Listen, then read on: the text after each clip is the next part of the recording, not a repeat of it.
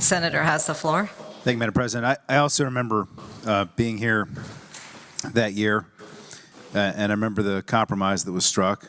I also remember voting against it.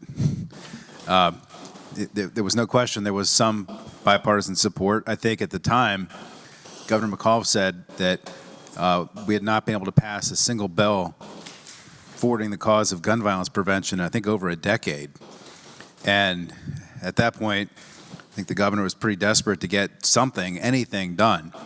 And thanks to Attorney General Herring's opinion, it created an opportunity where folks on the other side were finally willing to come to the table to actually have a conversation about doing something because they were so upset about what happened with concealed weapon permit reciprocity.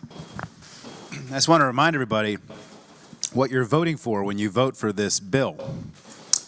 Because if you would like for any state and their concealed weapon permit to be able to give in reciprocity in Virginia, you're basically voting to allow anybody who's got a pulse and doesn't have a felony and can pay a few dollars to Texas to be able to carry a concealed weapon anywhere in the Commonwealth of Virginia, even if they don't meet any of the, what we now have 20 different disqualifications under Virginia law for a concealed weapon permit. And so basically what you're voting for, if you go red on this, just so we're crystal clear, is you're saying that somebody who's been found incompetent, who's mentally ill, incompetent, had to be institutionalized, ought to be eligible to get a concealed weapon permit. You're voting for somebody who has a protective order, restraining order issued against them, should be able to get a concealed weapon permit. You're voting for people who have been prohibited by law from possessing or transporting firearms in some circumstances to get a concealed weapon permit. You're voting for people who have been convicted of 2 or more misdemeanors within a 5-year period preceding the application to get a concealed weapon permit.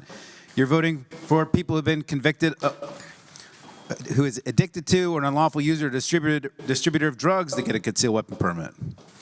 You're voting for people who have been found guilty of public drunkenness or habitual drunkenness to get a concealed weapon permit.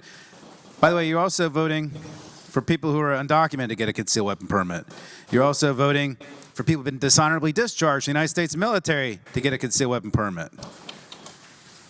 Because you can get almost anybody can get a concealed weapon permit in Texas.